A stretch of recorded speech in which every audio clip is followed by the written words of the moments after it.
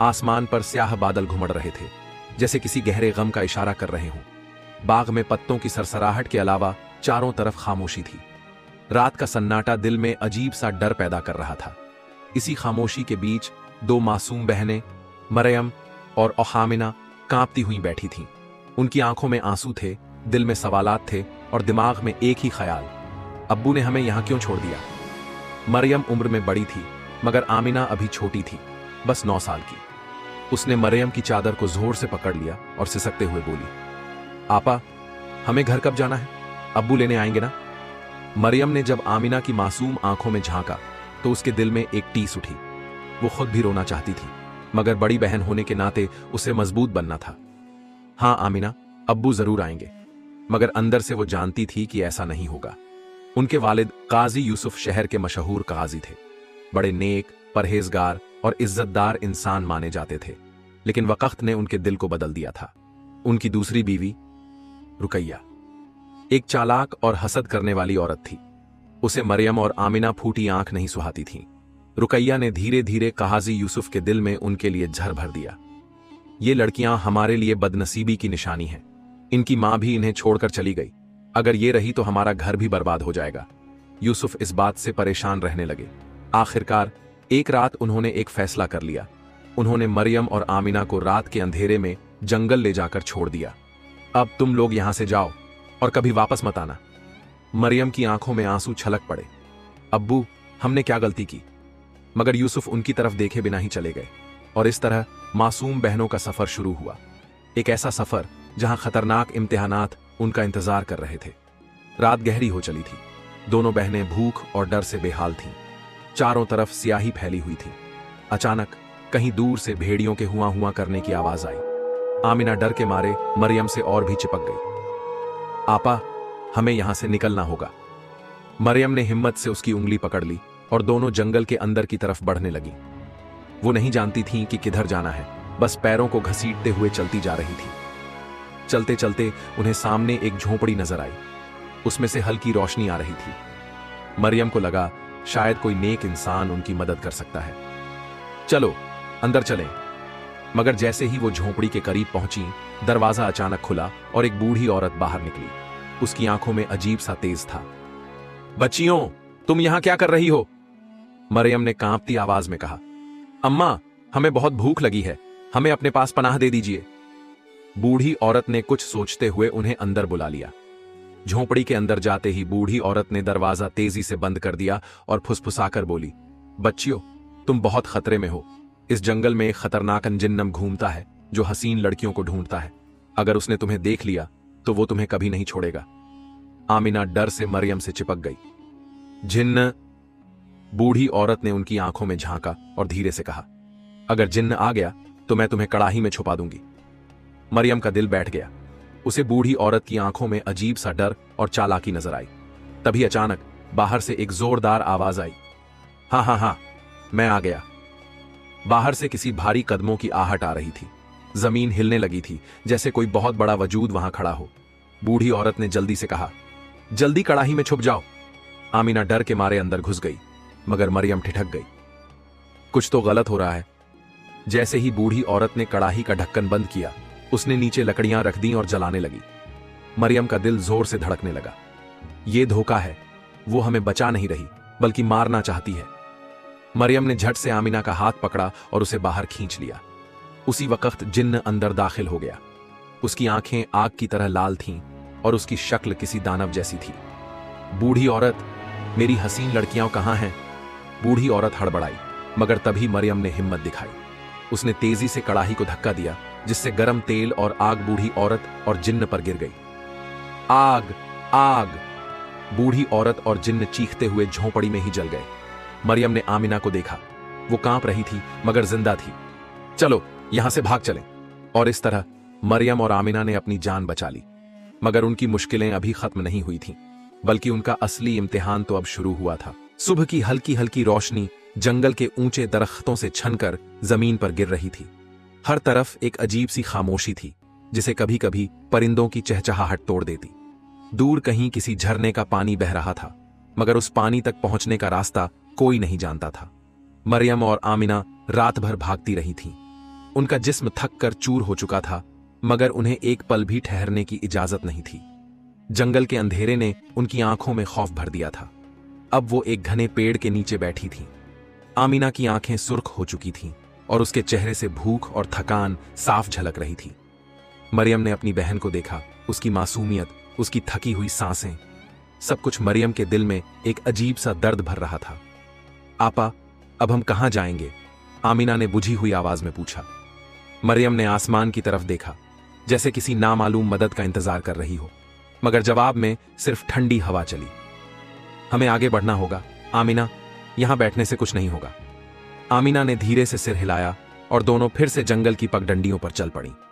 कई घंटों तक भटकने के बाद अचानक मरियम की नजर सामने पड़ी, एक पुरानी सी झोंपड़ी जो धूप में खामोश खड़ी थी।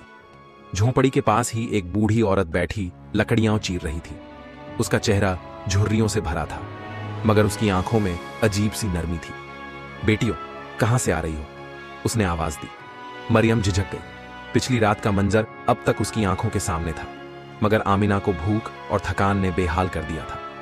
अम्मा, हमें बहुत भूख लगी है, हमें पनाह दे दीजिए, आमिना ने कांपती आवाज में कहा। बूढ़ी औरत ने एक नजर उन दोनों पर डाली और फिर अंदर बुला लिया। अंदर आ जाओ मेरी बच्चियों। मरियम अभी भी संदेह में थी। पिछले धोखे ने उसके दिल को पत्थर बना दिया था, लेकिन आमिना की हालत देखकर वो मजबूर थी। झोंपड़ी के अंदर हल्का सा उजाला था।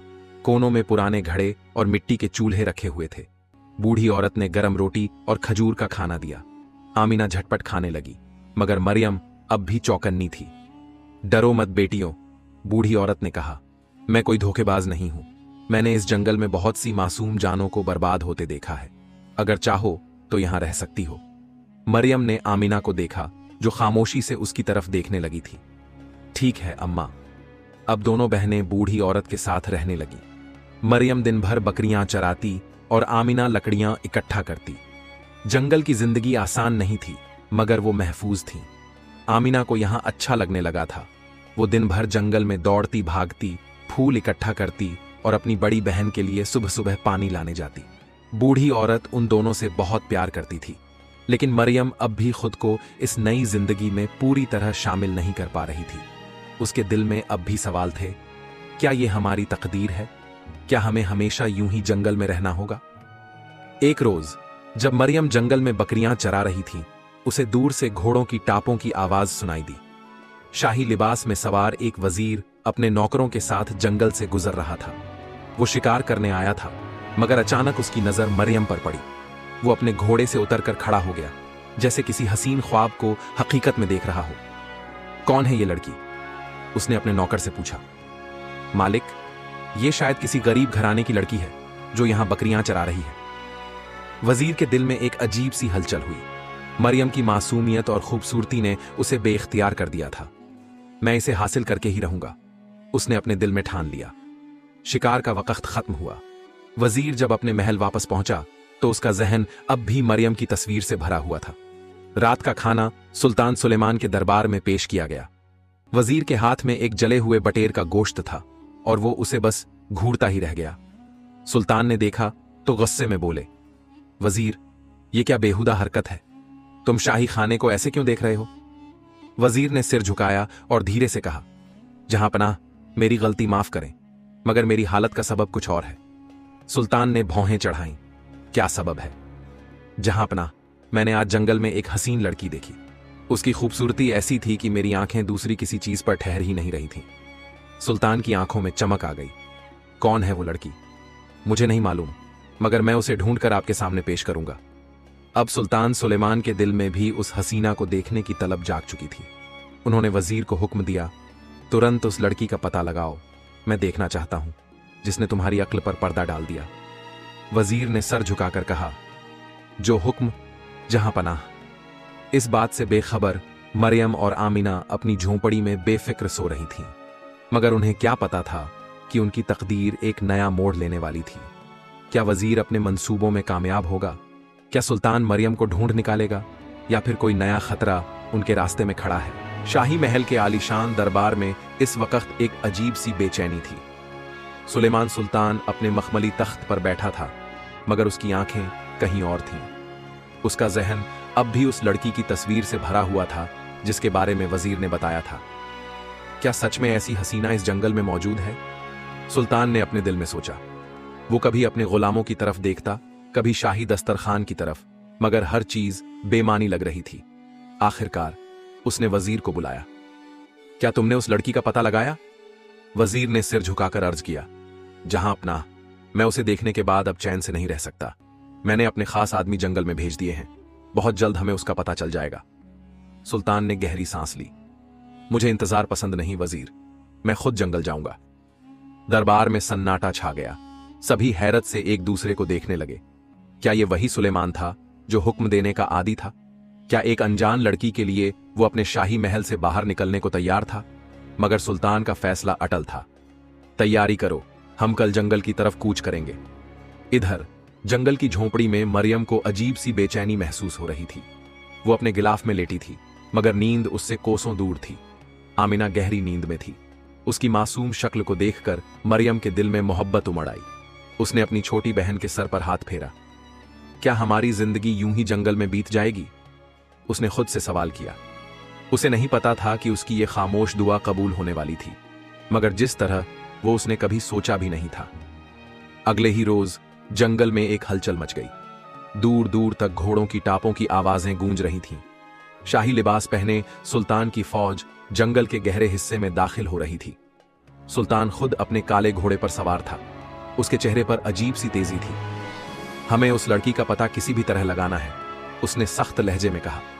सैनिकों ने जंगल के हर कोने को खंगालना शुरू कर दिया।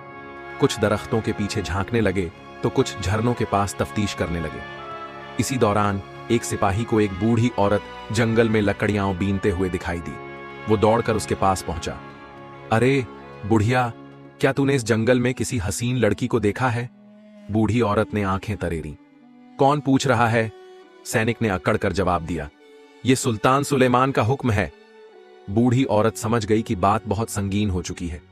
मुझे नहीं पता, उसने जल्दबाजी में कहा और दूसरी तरफ चल पड़ी। मगर सैनिकों की नजरें अब बूढ़ी औरत पर टिकी थीं। उन्हें कुछ शक हुआ। इसके पीछे जाओ, वजीर ने इशारा किया। बूढ़ी औरत तेजी से अपनी झोंपड़ी की तरफ भागी। अंदर पहुंचते ही उसने दरवाजा बंद कर लिया। बेटियों, जल्दी छुप जाओ। मरियम और आमिना दोनों घबरा गईं। क्या हुआ अम्मा? आमिना ने डरते हुए पूछा। सुल्तान की सेना जंगल में आई है, वो तुम्हें ढूंढ रहे हैं। मरियम के दिल की धड़कन तेज हो गई। हमें क्यों ढूंढ रहे हैं? शायद किसी ने तुम्हें देख लिया है और अब तुम्हारी तलाश हो रही है। बूढ़ी औरत ने झोंपड़ी के अंदर मिट्टी से भरा एक बड़ा घड़ा रखा था। इसमें छुप जाओ, उसने हुक्म दिया। मरियम ने आमिना का हाथ पकड़ा और उसे घड़े में बिठा दिया। तुम अंदर रहना, कोई आवाज मत करना। आमिना ने कांपते हुए सिर हिलाया। मरियम अभी दरवाजे की तरफ बढ़ ही रही थी कि तभी जोर की दस्तक हुई। बाहर खड़े सैनिकों ने दरवाजा पीट दिया। दरवाजा खोलो। बूढ़ी औरत ने धीरे से दरवाजा खोला।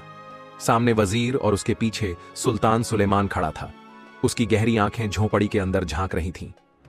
यहां कोई लड़की रहती है? वजीर ने सख्त लहजे में पूछा। बूढ़ी औरत ने सिर हिलाया। नहीं, यहां बस मैं अकेली रहती हूं। मगर तभी हवा के झोंके से पर्दे हिल गए। अंदर खड़ी मरियम की परछाई जमीन पर पड़ गई। सुल्तान की नजर उस परछाई पर पड़ी। वजीर, अंदर देखो। सैनिक झटपट झोंपड़ी में दाखिल हुए। मरियम पीछे हट गई, मगर उसे रास्ता नहीं मिला। सुल्तान ने उसे देखा। उसकी आंखें वही थीं जिनकी तस्वीर वजीर ने बयान की थी। वही मासूम चेहरा, वही सादगी, वही बेइंतहा खूबसूरती। सुल्तान ने ठंडी सांस ली। तुम्हारा नाम क्या है? मरियम खामोश रही। सुल्तान ने कदम आगे बढ़ाया। मैं तुम्हें अपने महल में ले जाना चाहता हूं। मरियम ने गुस्से से उसकी तरफ देखा। मैं तुम्हारी कोई लौंडी नहीं हूं जो तुम्हारे साथ चलूं। दरबार में पहली बार किसी ने सुल्तान से इस तरह बात की थी। एक लम्हे के लिए हर कोई सन्न रह गया। सुल्तान मुस्कुराया। तुम मेरी लौंडी नहीं हो, मगर मैं तुम्हें अपनी मलिका बनाना चाहता हूं। झोंपड़ी में सन्नाटा छा गया। बूढ़ी औरत ने दबी हुई आवाज में कहा, बेटी, यह बहुत बड़ा मौका है। मगर मरियम की आंखों में आंसू थे। अगर मेरी बहन नहीं जाएगी तो मैं भी नहीं जाऊंगी। सुल्तान ने एक नजर बूढ़ी औरत पर डाली, फिर गहरी सांस ली। ठीक है, तुम्हारी बहन भी तुम्हारे साथ जाएगी। मरियम के दिल में तूफान था। क्या यह सही फैसला था? मगर तकदीर का दरवाजा खुल चुका था और अब जिंदगी एक नया मोड़ लेने वाली थी। जंगल की उस वीरान झोंपड़ी से लेकर शाही महल तक का सफर मरियम और आमिना के लिए किसी ख्वाब से कम नहीं था। शाही घोड़ों के पीछे पीछे सुल्तान की फौज चल रही थी। रास्ते भर आमिना ने मरियम का हाथ थामे रखा, जैसे उसे डर था कि कहीं ये सब कोई धोखा ना हो। बाजी, क्या ये सही हो रहा है? आमिना ने धीरे से पूछा। मरियम ने गहरी सांस ली। मुझे नहीं पता आमिना, लेकिन शायद यही हमारी तकदीर है। सुल्तान की नजरें बार बार मरियम की तरफ उठतीं, मगर वो हर बार उनसे बचने की कोशिश करती। आखिरकार महल के बुलंद दरवाजे उनके सामने थे। जैसे ही वो अंदर दाखिल हुए, हर तरफ शाही ठाट बाट और हसीन नजारे थे। सोने से जड़ी दीवारें, झरनों की तरह बहते हुए फव्वारे, गुलाबों की भीनी खुशबू। मगर इस शाही महल में खूबसूरती के साथ साथ साजिशों के साए भी मौजूद थे। महल के अंदर सुल्तान की बीवी रुकैया अपने हरम में बैठी हुई थी जब एक खादिमा दौड़ती हुई आई। बेगम साहिबा, सुल्तान किसी लड़की को लेकर आए हैं। रुकैया के हाथ से शीशे का प्याला छूटकर जमीन पर गिर पड़ा। क्या कहा? उसकी आंखों में शोलों की तरह गुस्सा भड़क उठा। वो फौरन अपने कासिद को बुलाकर बोली, मुझे उस लड़की के बारे में सब कुछ पता करना है। कौन है? कहां से आई है? रुकैया अच्छी तरह जानती थी कि अगर सुल्तान को किसी से मोहब्बत हो गई तो उसकी हुकूमत कमजोर हो सकती है, और वो ये हरगिज नहीं होने देगी। महल में मरियम और आमिना को एक शानदार कमरा दिया गया। आमिना की आंखें चमक उठीं। बाजी, ये सब कितना हसीन है। मरियम ने उसकी मासूम खुशी देखी, मगर उसे इस माहौल से अजीब सी घुटन हो रही थी। खूबसूरती के पीछे खतरे छुपे होते हैं आमिना, उसने धीरे से कहा। इतने में एक बूढ़ी खादिमा अंदर दाखिल हुई। शहजादी मरियम, आपको सुल्तान ने बुलाया है। मरियम चौंकी। शहजादी? उसने अजीब से लहजे में दोहराया। जी हां, सुल्तान ने आपको यही लक़ब दिया है।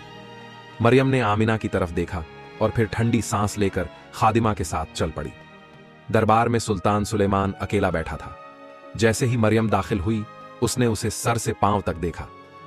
तुम्हें यह महल कैसा लगा? मरियम ने बिना कोई जज्बात दिखाए जवाब दिया। बहुत आलीशान है। सुल्तान मुस्कुराया। तुम्हें पता है, मैं तुम्हें अपनी मलिका बनाना चाहता हूं। मरियम ने उसकी आंखों में देखा।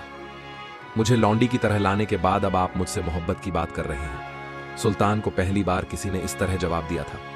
तुम अलग हो मरियम, और शायद इसीलिए मैं तुम्हें चाहता हूं। मरियम ने ठंडी सांस ली। अगर आपकी मोहब्बत सच्ची है तो क्या आप मेरी एक शर्त मानेंगे? सुल्तान ने उत्सुकता से कहा। बोलो, क्या शर्त है? आमिना को कभी इस महल से दूर मत कीजिएगा, वो मेरी जान है। सुल्तान हंस पड़ा। इतनी छोटी बात? तुम्हारी बहन महल में रहेगी, अब क्या तुम मेरी मलिका बनने को तैयार हो? मरियम ने कोई जवाब नहीं दिया। वो वहां से चली गई, मगर सुल्तान उसकी खामोशी में भी एक हाथ देख रहा था। रुकैया को जैसे ही यह खबर मिली कि सुल्तान मरियम से निकाह करना चाहता है, उसके चेहरे पर एक कुटिल मुस्कान आई। तो अब इस लड़की को सबक सिखाने का वक्त आ गया है। उसने अपने वफादार गुलाम को बुलाया। मरियम को जिंदा रहने का हक नहीं, उसे ऐसा खत्म करो कि सुल्तान को शक भी ना हो। गुलाम ने सिर झुका दिया। जो हुक्म बेगम साहिबा। शाही महल की रातें आमतौर पर सुकून भरी होती थीं, मगर उस रात का माहौल कुछ अलग था। चांदनी अपनी नर्म रोशनी से महल के आंगनों को रोशन कर रही थी, लेकिन मरियम के कक्ष में एक अजीब सी बेचैनी छाई हुई थी। आमिना गहरी नींद में थी, मगर मरियम की आंखों में नींद का नामो निशान नहीं था। उसे ऐसा महसूस हो रहा था जैसे कोई अनदेखी नजरें उस पर जमी हुई हों। अचानक खिड़की के पर्दे में हल्की सरसराहट हुई। मरियम सतर्क हो गई। उसने सोचा शायद यह उसका भ्रम है, मगर अगले ही पल एक छाया खिड़की से अंदर दाखिल हुई। मरियम का दिल तेजी से धड़कने लगा। उसने देखा एक नकाबपोश शख्स खंजर लिए उसकी तरफ बढ़ रहा है। मरियम ने हिम्मत जुटाई और धीमी आवाज में पूछा, तुम कौन हो? क्या चाहते हो? नकाबपोश ने कोई जवाब नहीं दिया और तेजी से मरियम की ओर बढ़ा। मरियम ने तुरंत पास रखी एक छोटी मेज को उसकी ओर धकेला और आमिना को जगाने की कोशिश की।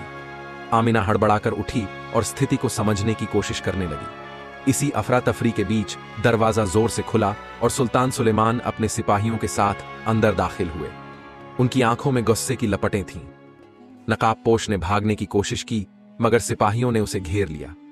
सुल्तान ने तलवार खींची और गरजते हुए कहा, हिम्मत कैसे हुई तुम्हारी मेरी महबूबा पर हाथ उठाने की?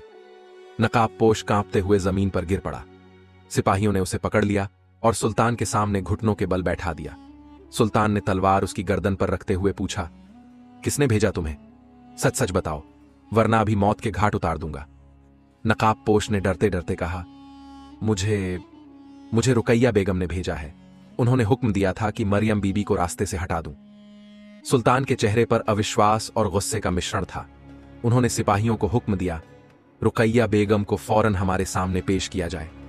कुछ ही देर में रुकैया बेगम को दरबार में लाया गया। उनके चेहरे पर चिंता की लकीरें थीं, मगर वो अपनी शान में कोई कमी नहीं आने दे रही थीं। सुल्तान ने तीखे लहजे में पूछा, क्या यह सच है कि तुमने मरियम के कत्ल की साजिश रची? रुकैया ने पहले इनकार किया, मगर जब नकाबपोश ने उनके खिलाफ गवाही दी और सबूत पेश किए गए तो उनका चेहरा फीका पड़ गया। उन्होंने सफाई देते हुए कहा, मैंने जो किया अपने हक के लिए किया। मैंने डर था कि मरियम मेरी जगह ले लेगी। सुल्तान ने गुस्से से कहा, तुम्हारी यह हरकत न सिर्फ हमारे भरोसे के खिलाफ है बल्कि शाही कानूनों के भी विरुद्ध है। तुम्हें इसकी सजा मिलेगी। अगले दिन शाही दरबार में रुकैया के खिलाफ मुकदमा चला। सबूतों और गवाहों के आधार पर उन्हें महल से निर्वासित करने का फैसला सुनाया गया। रुकैया ने सुल्तान से माफी की गुहार लगाई, मगर सुल्तान का दिल सख्त हो चुका था। उन्होंने कहा, तुम्हारे विश्वासघात ने हमारे दिल को तोड़ दिया है। अब तुम्हारे लिए इस महल में कोई जगह नहीं है। रुकैया को महल से बाहर भेज दिया गया। उनके जाने के बाद महल में एक नया दौर शुरू हुआ। मरियम और आमिना को अब खुलकर सांस लेने का मौका मिला। सुल्तान ने मरियम से कहा, अब कोई भी तुम्हारे और हमारे बीच नहीं आएगा। क्या तुम हमारी मलिका बनने के लिए तैयार हो? मरियम ने सुल्तान की आंखों में देखा। वहां सच्चाई और मोहब्बत की झलक थी। उसने धीरे से कहा, अगर यह अल्लाह की मर्जी है तो मैं तैयार हूं। महल में निकाह की तैयारियां शुरू हो गईं। पूरे राज्य में खुशी की लहर दौड़ गई। आमिना भी इस खुशी में शामिल थी और अपनी बहन की नई जिंदगी के लिए दुआएं कर रही थी। निकाह का दिन आ पहुंचा। महल को दुल्हन की तरह सजाया गया था। मरियम शाही लिबास में बेहद खूबसूरत लग रही थी। सुल्तान ने उसके हाथ में हाथ डालकर कहा, आज से तुम हमारी जिंदगी का हिस्सा हो। निकाह की रस्में पूरी हुईं और मरियम सुल्तान की मलिका बन गई। आमिना को भी महल में एक ऊंचा मुकाम दिया गया। दोनों बहनों की तकदीर ने एक नया मोड़ लिया था। जंगल की तन्हाई से शाही महल की रौनक तक का उनका सफर किसी कहानी से कम नहीं था। मरियम और आमिना की आंखों में नमी थी, मगर अब ये आंसू दर्द के नहीं बल्कि सकून और तसल्ली के थे। मरियम, जो कभी जंगल में भूखी प्यासी ठोकरें खा रही थी, आज सुल्तान की मलिका बनकर इस महल की शान थी। आमिना भी अब शाही परिवार का हिस्सा थी। उसकी मासूमियत और समझदारी की हर कोई कद्र करता था। निकाह के बाद मरियम और सुल्तान अकेले हुए। सुल्तान ने नरम लहजे में कहा, आज से तुम इस महल की रानी हो, लेकिन मेरे लिए तुम हमेशा उस मासूम लड़की की तरह रहोगी जिसे मैंने जंगल में पहली बार देखा था। मरियम ने सिर झुका लिया, फिर बोली, सुल्तान, मैं आज तकदीर के इस खेल को सोचती हूं और समझ नहीं पाती कि अल्लाह ने मेरे लिए इतना बड़ा इनाम क्यों मुकर्रर किया। सुल्तान मुस्कुराया और कहा, क्योंकि तुमने अपने सब्र और ईमान से साबित किया कि तकदीर उन्हीं का साथ देती है जो अल्लाह पर भरोसा रखते हैं। यह दास्तान हमें बहुत कुछ सिखाती है। 1. सब्र और ईमान। तकदीर उन्हीं का साथ देती है जो हर हाल में अल्लाह पर भरोसा रखते हैं। 2. बुराई का अंजाम बुरा। रुकैया ने जो साजिशें की उनका अंजाम बुरा हुआ और आखिर में वो सब कुछ खो बैठी। 3. इंसाफ और मोहब्बत की ताकत। सुल्तान ने अपने इंसाफ से यह साबित किया कि मोहब्बत तभी मुकम्मल होती है जब उसमें इंसाफ हो। 4. तौबा का दरवाजा खुला है। काजी यूसुफ ने गलतियां की, लेकिन आखिर में तौबा करके अल्लाह की रहमत की तरफ लौट आए। ऐ अल्लाह, हमें हमेशा नेक रास्ते पर चलने की तौफीक अता फरमा। हमारे दिलों में सब्र, शुक्र और मोहब्बत पैदा कर। हमें कभी किसी पर जुल्म करने वाला न बना और हमें वो तकदीर अता कर जो हमारे लिए सबसे बेहतर हो। आमीन।